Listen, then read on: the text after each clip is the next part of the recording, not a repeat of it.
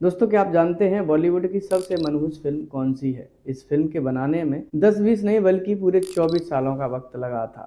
इतना ही नहीं, इस फिल्म की मेकिंग के दौरान इसके 2 लीड एक्टर सहित इस फिल्म के प्रोड्यूसर की भी मौत हो गई थी।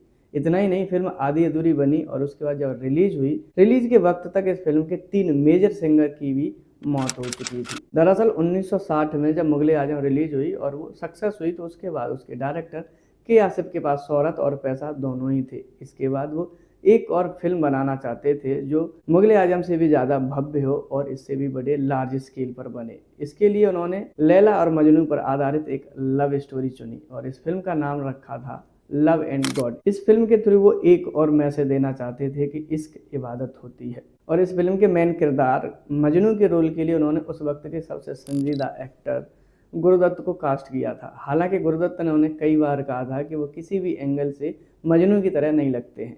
अब आप सोच रहे होंगे कि के आसिफ ने अपनी पिछली फिल्म के जो लीड एक्टर थे दिलीप कुमार, उन्हें क्यों नहीं सिलेक्ट किया, जबकि उनकी फिल्म काफ़ी सक्सेस भी रही थी, क्योंकि उस फिल्म ने उस वक्त सबसे ज़्यादा कमाई के रिकॉर्ड भी तोड़े थे। लेकिन उन्होंने दिलीप कुमार की जगह गुरुदत्त को कास्ट क्यों किया? दरअसल इसके पीछे भी एक कहानी है। मुगले आजम की मेकिंग के दौरान के आसिफ और दिलीप कुमार की बहन का लव अफेयर हुआ था और इस दौरान उन्होंने शादी भी कर ली थी। दिलीप कुमार इसके अगेंस्ट थे, जिसकी वजह से उन दोनों के पर्सनल रिलेशन बिगड़ चुके थे। इसकी वजह से दिलीप कुमार को उन्होंने इस फिल्म में कास्ट नहीं किया था। हालांकि उन्होंने गुरुदत्त को कास्ट कर लिया और उनके अगेंस्ट उस समय की सबसे खूबसूरत अभिनेत्री निम्मी को कास्ट किया था लैला के रोल के लिए।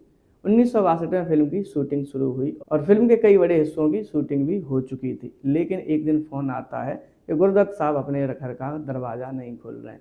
जब लोग वहां पर गए और दरवाज़ा खोला गया तो पता चला कि अंदर गुरुदत्त साहब की डेड बॉडी पड़ी हुई है। अब उनकी मौत के कई सारे कारण हो सकते थे, क्योंकि कुछ लोगों का मानना था कि उस समय वो डिप्रेशन में चल रहे थे, क्योंकि उन्होंने एक फिल्म बनाई थी कागज़ के फूल, जो कि बुरी तरह से फ्लॉप हुई थी। इसलिए उनकी फाइनेंशियल कंडीशन काफ़ी ज़्यादा अच्छी नहीं चल रही थी और इस सब के अलावा उनकी पत्नी गीता दत्त के साथ भी उनके रिलेशन अच्छे नहीं थे, क्योंकि कहा जाता है कि उस वक्त गुरुदत्त साहब की वहीदा रहमान के साथ में नज़दीकियाँ बढ़ गई थी, जिसकी वजह से उनकी पत्नी गीता को कुछ ज़्यादा ही प्रॉब्लम हो गई थी, जिसकी वजह से वो घर से चली गई थी और उनके घर से जाने के बाद में गुरुदत्त साहब की अचानक से मौत हो गई।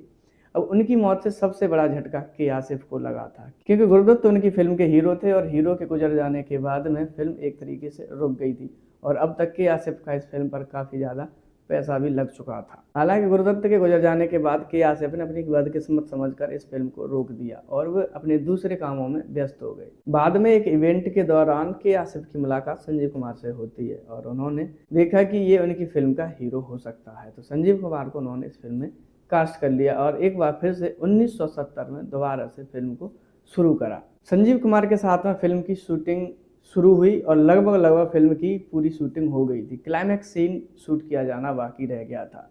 अब इस क्लाइमैक्स सीन में एक जन्नत का सीन था, जिसके लिए एक भव्य सेट बनाया जाना था। उसके लिए के आसिफ ने देश विदेश से बड़े बड़े आर्टिस्ट बुलाए हुए थे, जो कि जन्नत जैसा दिखने का एक सेट बना रहे थे। के आसिफ चाहते थे कि उनकी फिल्म का ये सेट ऐसा बना हो जिसे ऑडियंस ने पहले कभी नहीं देखा था। हालांकि सेट की बनाने की तैयारी चल रही थी, उस दौरान राजस्थान की एक मज़ार पर वो जाते हैं, वहाँ पर गए। उसके बाद में वापस आए थे, उन्हें एक सपना आया। उस सपने में एक फरिश्ता आता है और उनसे कहता है कि के आसिफ, आप जो भव्य सेट बना रहे हो उस सेट को बनाना बंद कर दो, क्योंकि जन्नत केवल अल्लाह ही बना सकता है और उसके अलावा कोई और नहीं। इसलिए इस सेट का निर्माण आप बंद करवा दो। जब उनकी नींद खुली तो उन्हें वो थोड़े से असहज महसूस हुआ और उन्होंने ये बात संजीव कुमार को बताई कि उन्होंने इस तरह से एक सपना देखा है। संजीव कुमार ने कहा, ये सपना ही तो है, सपने जरूरी नहीं है कि सच होते हैं। और इस बात को आई गई कर दिया गया और सेट का काम जो था वो चलता रहा। इस दौरान संजीव कुमार एक दूसरी फिल्म की शूटिंग के लिए मद्रास चले जाते हैं। उस दौरान के आसिफ उन्हें फ़ोन करते हैं और कहते हैं कि आप मेरे से लगातार फ़ोन करते रहिए, मुझे थोड़ा सा कुछ अच्छा नहीं लग रहा, कुछ अजीब सा फील होता है, मुझे लगता है कि कोई बड़ी घटना घटित होने वाली है। संजीव कुमार उन्हें शाम को डेली फ़ोन करते थे। हालांकि दिन गुजरते गए और सेट की तैयारी होती रही, सेट बनता रहा। जब संजीव कुमार अपनी फिल्म की शूटिंग खत्म करके वापस राजस्थान आए तो उस समय उन्हें पता चला कि के आसिफ की तबीयत बिगड़ी हुई है। वो उनसे मिलने के लिए गए। के आसिफ उनसे मिले और उनके पास बैठे हुए थे। उस वक्त के आसिफ की तबीयत और ज़्यादा बिगड़ती चली गई। उन्हें सांस लेने में दिक्कत हो रही थी। संजीव कुमार ने उन्हें सहारा दिया और उनकी तबीयत इतनी बिगड़ी कि वो दुनिया से चल बसे। 1962 में जब फिल्म की शूटिंग की शुरुआत हुई थी, उस वक्त फिल्म के लीड एक्टर थे गुरुदत्त। जब वो गुजर गए उसके बाद फिल्म रुक गई। उसके बाद 1970 में दोबारा से फिल्म शुरू हुई। फिल्म की 2 साल शूटिंग भी चली, लगभग क्लाइमैक्स तक पहुंच गई और इस बार फिल्म के डायरेक्टर और प्रोड्यूसर के आसिफ ही गुजर गए। फिल्म एक बार फिर से अनाथ हो गई और फिल्म रुक गई। हालांकि संजीव कुमार चाहते थे कि इस फिल्म को किसी भी कीमत पर पूरा किया जाए और रिलीज़ किया जाए, क्योंकि उन्होंने इस फिल्म में बहुत ज़्यादा मेहनत की थी और इस फिल्म के चक्कर में उन्होंने दूसरे बड़े प्रोजेक्ट भी ठुकरा दिए थे, क्योंकि वो जानते थे कि इसके आसिफ का जो प्रोजेक्ट है वो कितना बड़ा है, इसके लिए किस लेवल की तैयारी चाहिए थी, जिसके लिए उन्होंने तैयारी भी करी और दूसरे बड़े प्रोजेक्ट्स भी छोड़ दिए थे। अब वो हर हालत में इस फिल्म को चाहते थे कि कंप्लीट हो। इसके लिए वो अलग अलग प्रोड्यूसर्स के पास भी गए और उनसे कहा कि इस फिल्म को आप प्रोड्यूस करिए, लेकिन कई सारे प्रोड्यूसर्स ने ये कहकर मना कर दिया कि इतने बड़े प्रोजेक्ट को प्रोड्यूस करने के लिए उनके पास में बजट नहीं है। इस दौरान संजय कुमार केसी बोगाटिया, जो कि वो भी प्रोड्यूसर थे, उनके पास में गए कि ये के आसिफ की फिल्म है जो कि लगभग कंप्लीट हो गई है, थोड़ा सा काम बचा है, इसे आप प्रोड्यूस कर दीजिए। तो केसी बोगाटिया ने कहा कि मेरे पास अभी इतना बजट तो नहीं है, लेकिन मैं तुम्हें आश्वासन देता हूँ जब कभी भी मैं फाइनेंशियली स्टेबल होऊंगा तो तुम्हारी इस फिल्म को जरूर कंप्लीट कराऊंगा। कई सारी कोशिशें करने के बावजूद भी कोई भी प्रोड्यूसर फिल्म को पूरा करने के लिए तैयार नहीं हुआ, तो फिल्म को फिर एक बार फिर से रोक दिया गया। संजीव कुमार अपने दूसरे प्रोजेक्ट्स में बिजी हो गए और उस 80s के दशक में केसी बोगाटिया फाइनेंशियली स्टेबल हो गए तो उन्हें संजीव कुमार की वो बात याद आई। तो उन्होंने संजीव कुमार को फ़ोन किया कि अब मैं फाइनेंशियली स्टेबल हूँ, मैं अच्छा वो तुम्हारा जो प्रोजेक्ट बताया था उस प्रोजेक्ट को कंप्लीट करते हैं। तो के आसिफ की विधवा पत्नी अख्तर आसिफ और केसी बोगाटिया ने मिलकर इस फिल्म को एक बार फिर से ख़त्म करने के लिए, कंप्लीट करने के लिए तैयारियां शुरू करी और एक बार फिर से बजट इकट्ठा करा और बजट लगाया। 1984 में एक बार फिर से फिल्म की शूटिंग करना शुरू की गई, लेकिन शूटिंग के ठीक पहले ही संजीव कुमार का देहांत हो जाता है। एक बार फिर से इस फिल्म से जुड़े हुए तीसरे व्यक्ति के साथ में बड़ा सेटबैक हो जाता है। अब इस फिल्म से जुड़े लोग भी डर गए थे कि जब फिल्म की दोबारा से शूटिंग शुरू होती है, कोई ना कोई इस फिल्म से जुड़ा हुआ व्यक्ति इस दुनिया को छोड़कर चला जाता है। लेकिन अब तक केसी बोगाटिया का एक मोटा पैसा इस फिल्म में लग चुका था, तो वो चाहते थे किसी भी कीमत पर फिल्म को कंप्लीट किया जाए और कैसे भी करके से रिलीज किया जाए, जो पैसा लगा है वो रिकवर किया जाए। और के आसिफ की पत्नी अख्तर आसिफ भी यही चाहती थी कि किसी तरीके से इस प्रोजेक्ट को कंप्लीट करके के आसिफ की दिवंगत आत्मा को एक ट्रिब्यूट दिया जाए। हालांकि अब फिल्म का अभी भी क्लाइमैक्स शूट किया जाना बाकी था, लेकिन न तो अब संजीव कुमार थे और न ही गुरुदत्त साहब। अब किस हीरो को लेके इस फिल्म की शूटिंग को कंप्लीट किया जाए, तो इस ऐसे में संजीव कुमार की बॉडी डबल्स का सहारा लिया गया। डबिंग आर्टिस्ट सुदेश भोसले की आवाज़ का भी सहारा लिया गया। उन्होंने संजीव कुमार की आवाज़ को डब किया था और इस फिल्म को किसी तरीके से कंप्लीट किया और 1986 में इस फिल्म को रिलीज कर दिया गया। 1962 का विजन 1986 में जाकर रिलीज किया गया, तो उस वक्त के दर्शकों के लिए ये फिल्म थोड़ी सी आउटडेटेड हो गई थी।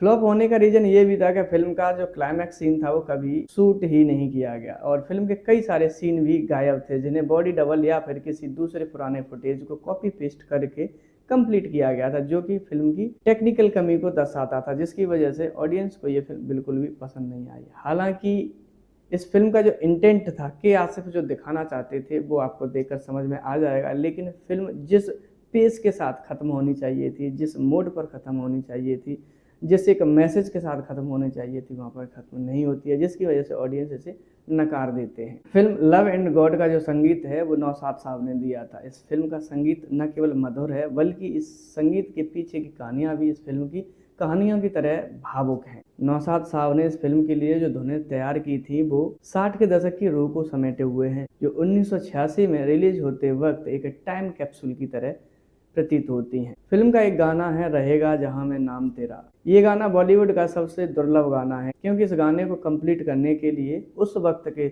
सबसे बड़े गायकों ने एक साथ गाया। इस गाने को मोहम्मद रफ़ी, मुकेश, तलत महमूद, मन्ना डे, हेमंत कुमार, सुमन कल्याणपुर, खान मस्ताना और लता मंगेशकर ने एक साथ गाया था।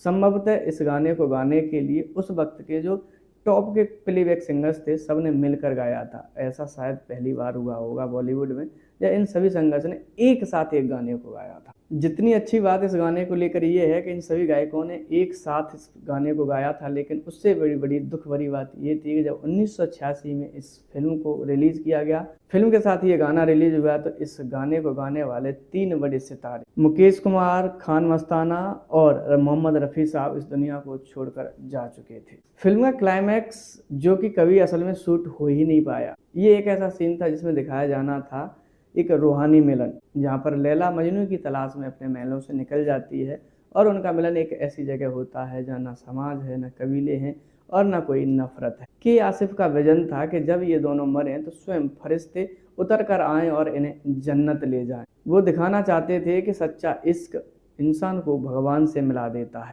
यही इस फिल्म के असली टाइटल लव एंड गॉड का असली सार है। तो दोस्तों, ये थी लव एंड गॉड्स फिल्म से जुड़ी कुछ रोचक कहानियाँ जो मैंने पढ़ी और मुझे पता चला। अगर आप में से किसी को इस फिल्म से जुड़ी और भी कोई रोचक कहानी या कोई बात पता हो तो हमें कमेंट सेक्शन में ज़रूर बताएं। अगर आपको ये वीडियो ज़रा भी पसंद आया तो लाइक करें, दोस्तों के साथ में शेयर करें और चैनल को सब्सक्राइब करें। मिलते हैं एक और वीडियो के साथ, तब तक के लिए बाय।